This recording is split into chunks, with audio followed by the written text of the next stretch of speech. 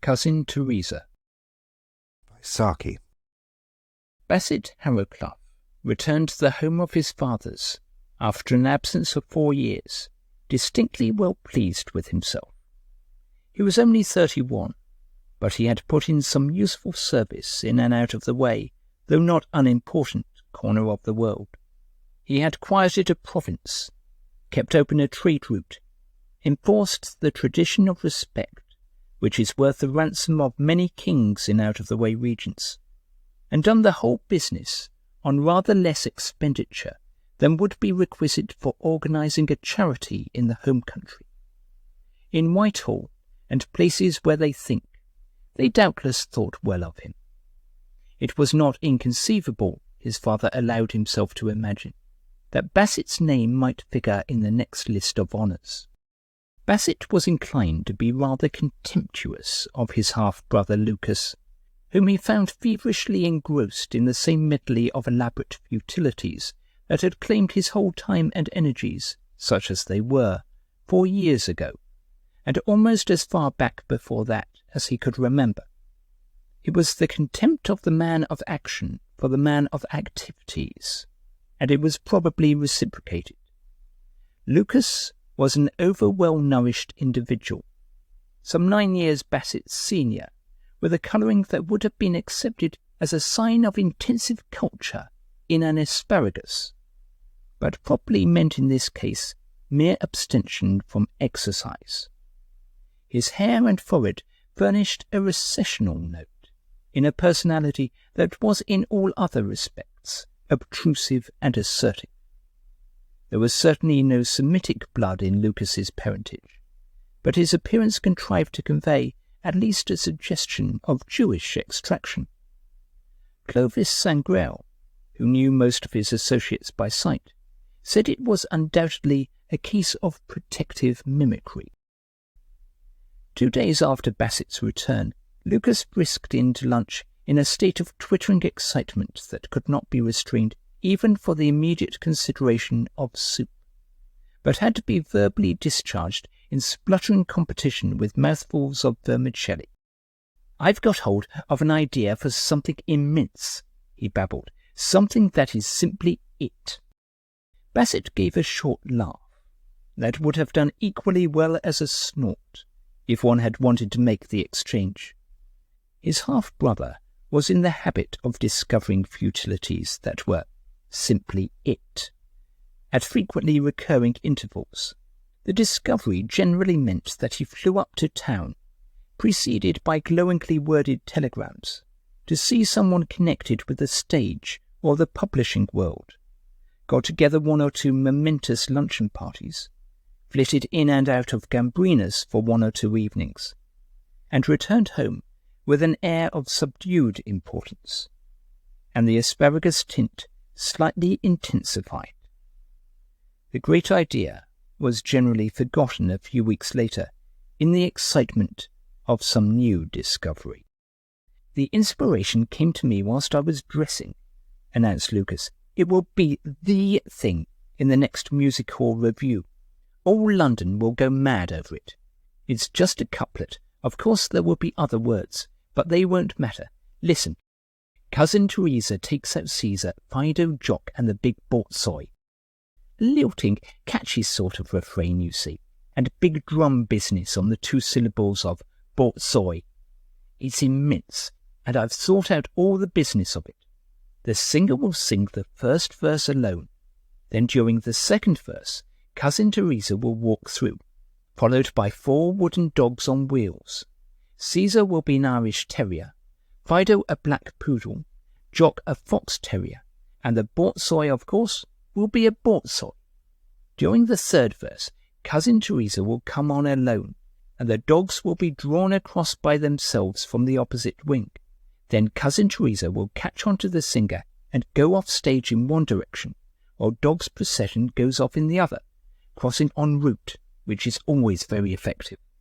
There'll be a lot of applause there, and for the 4th verse, Cousin Teresa will come on in sables, and the dogs will all have coats on. Then I've got a great idea for the 5th verse. Each of the dogs will be led on by a nut, and Cousin Teresa will come on from the opposite side, crossing en route always effective, and then she turns round and leads the whole lot of them off on a string, and all the time everyone's singing like mad. Cousin Teresa takes out Caesar, Fido Jock and the big borzoi. Tum-tum, drum business on the 2 last syllables. I'm so excited, I shan't sleep a wink tonight. I'm off tomorrow by the 10:15. I've wired to Herman over to lunch with me. If any of the rest of the family felt any excitement over the creation of Cousin Teresa, they were signally successful in concealing the fact. Poor Lucas does take his silly little ideas seriously, said Colonel Harrowcluff afterwards in the smoking room. Yes, said his younger son in a slightly less tolerant tone. In a day or two he'll come back and tell us that his sensational masterpiece is above the heads of the public, and in about 3 weeks' time he'll be wild with enthusiasm over a scheme to dramatize the poems of Herrick, or something equally promising. And then an extraordinary thing befell. In defiance of all precedent, Lucas's glowing anticipations were justified and endorsed by the course of events. If Cousin Teresa was above the heads of the public heroically adapted itself to her altitude. Introduced as an experiment at a dull moment in a new review, the success of the item was unmistakable. The calls were so insistent and uproarious that even Lucas's ample devisings of additional business scarcely sufficed to keep pace with the demand. Packed houses on successive evenings confirmed the verdict of the first night audience. Stalls and boxes filled significantly just before the turn came on, and emptied significantly after the last encore had been given. The manager tearfully acknowledged that Cousin Teresa was it. Stagehands and supers and programme sellers acknowledged it to one another without the least reservation.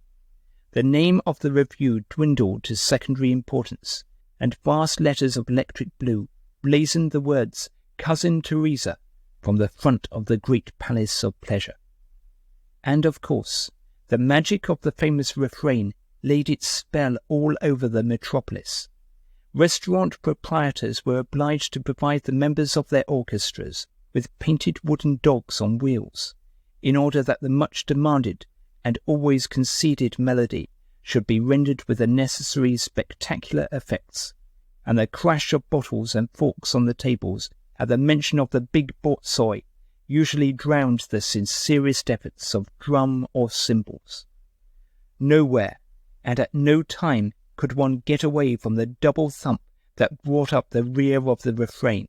Revellers reeling home at night banged it on doors and hoardings. Milkmen clashed their cans to its cadence. Messenger boys hit smaller messenger boys, resounding double smacks on the same principle. And the more thoughtful circles of the great city were not deaf to the claims and significance of the popular melody. An enterprising and emancipated preacher discoursed from his pulpit on the inner meaning of Cousin Teresa, and Lucas Harrowcluff was invited to lecture on the subject of his great achievement to members of the Young Men's Endeavour League, the 9 Arts Club, and other learned and willing to learn bodies. In society it seemed to be the one thing people really cared to talk about. Men and women of middle age and average education might be seen together in corners earnestly discussing, not the question whether Serbia should have an outlet on the Adriatic, or the possibilities of a British success in international polo contests, but the more absorbing topic of the problematic Aztec or Nilotic origin of the Teresa motif. Politics and patriotism are so boring and so out of date, said a revered lady who had some pretensions to oracular utterance. We are too cosmopolitan nowadays to be really moved by them. That is why one welcomes an intelligible production like Cousin Teresa that has a genuine message for one. One can't understand the message all at once, of course, but one felt from the very first that it was there. I've been to see it 18 times, and I'm going again tomorrow and on Thursday. One can't see it often enough. It would be rather a popular move if we gave this Harrowcluff person a knighthood, or something of the sort, said the minister reflectively. "Which Harrowcluff?" asked his secretary. "Which? There is only one, isn't there?" said the minister.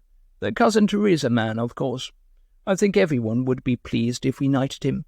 Yes, you can put him down on the list of certainties, under the letter L." "The letter L?" said the secretary, who was new to his job. "Does that stand for liberalism or liberality?" Most of the recipients of ministerial favour were expected to qualify in both of those subjects. "Literature," explained the minister. And thus, after a fashion, Colonel Harrowcluff's expectation of seeing his son's name in the list of honours was gratified.